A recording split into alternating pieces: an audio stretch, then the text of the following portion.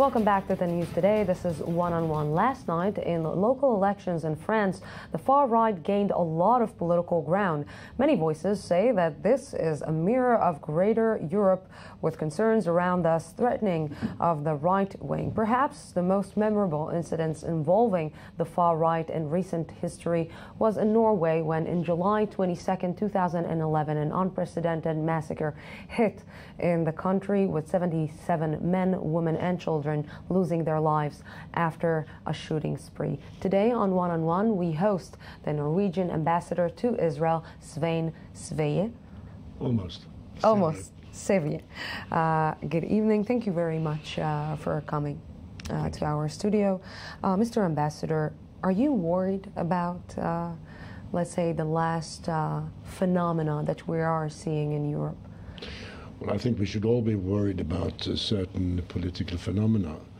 But I'm not, I think it must be made clear that when it comes to the massacre in Norway that you mentioned, we talk about a loner in the sense of carrying it out. It doesn't mean there are undercurrents that are unpleasant, to say the least. Yes. But this is not the open situation. There aren't any parties representing such views directly.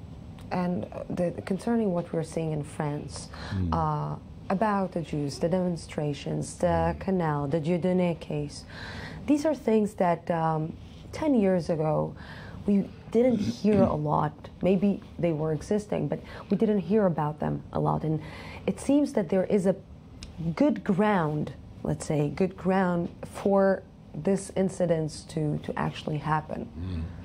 Well, I think Norway in many ways is a different country from let's say, Central Europe. And that's partly one reason why twice the Norwegian population has voted no in referendums to join the European Union.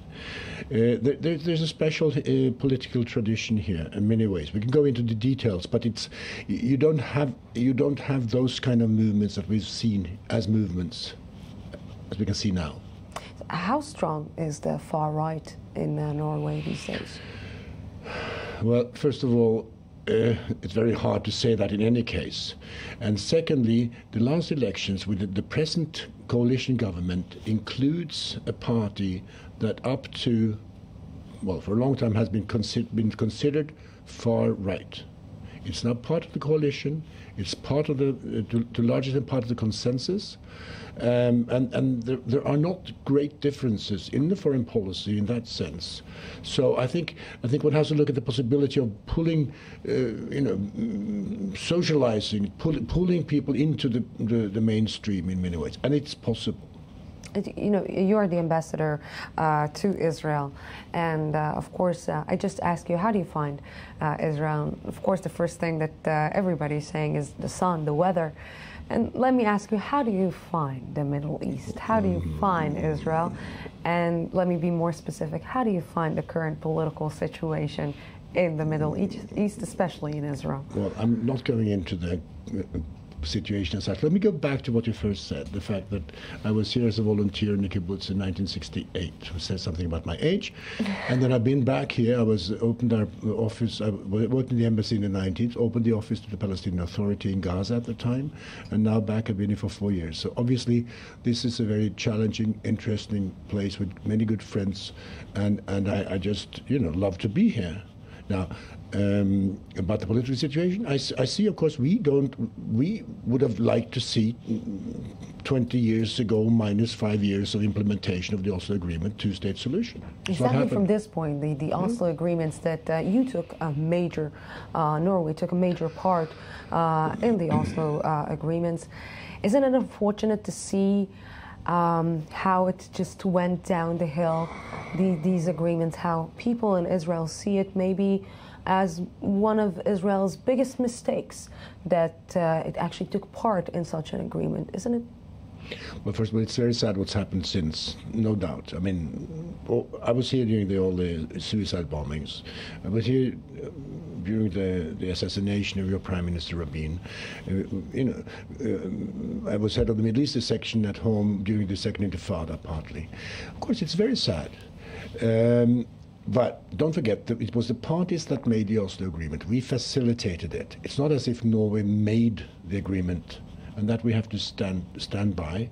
It's up to the parties to make peace, and that's why they have to continue working. And this is the current situation that you see right now, Absolutely. that it's not up to the United States, it's up. Because it seems that the United States is willing to do anything that these two sides will actually get to a final agreement. I think maybe Norway and American influence is somewhat different in Israel.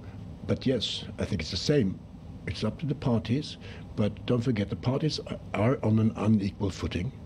And that's where the United States is very, very important in making things happen. From your perspective, and you've been here in Israel for a long time, and you took part in the negotiations and in agreements, and you saw these two sides actually going back and forth with these peace negotiations. Do you think that none of the sides really learned anything from history or learn anything? History is my field. I think we, in general, learn too little from history. I don't know if we can learn from history, but we always run the risk of repeating old mistakes. And you see that as the Israelis and the Palestinians. You know, I'm taking you as, like, you know, the third side, not the American side, but the Norway side, who's watching on. We support Kerry. We would like to see it happening, that you get an agreement, and it doesn't look too good right now. So can I ask you if you're optimistic? It's much safer to be not optimistic in the Middle East. Chances you are right. So if I will compare the situation to the 90s, and if I will try to take you back, was there a bigger chance in the 90s than in 2014? In fact, I do. Yes, I think if the Oslo interim agreement had been pushed through in those 5 years set for the implementation, I think it would have been possible. Today, it's much more difficult. The issues have been more difficult. Just look at the settlements, East Jerusalem. There are more refugees. The stakes are higher. So I think it's more difficult, yes. You know, and on both sides, there have been political developments that made it more difficult. The political developments that we're talking about that made it more difficult, and it brings us back to Mahmoud Abbas and to Benjamin Netanyahu. Do you think that these two figures can actually sit down and get to a certain agreement, or they're I think they can get there. I think there is some common understanding. The question is, can they implement? Can they really carry it through? And you know all the difficulties that have been made in the legal setup on the Israeli side, the parties, the coalition government, and on the Palestinian side, which I don't cover, remember, a lot of difficulties politically. So I think they'll have a hard time implementing. But if they agree on if they sign on something, that we would all support them all the way. You know, I see the way that you're trying to be, let's say, optimistic or objective or diplomatic. I believe that it's not easy to be an ambassador in Israel. Not easy. Give me an example. Well, your questions for a start. My questions. Yeah. So, if I can... No, I'll be more serious. I think the difficulty here is to make Israelis understand the complexity of our bilateral situation. Norway has been supporting Israel from day -1, supporting it all through the difficult years.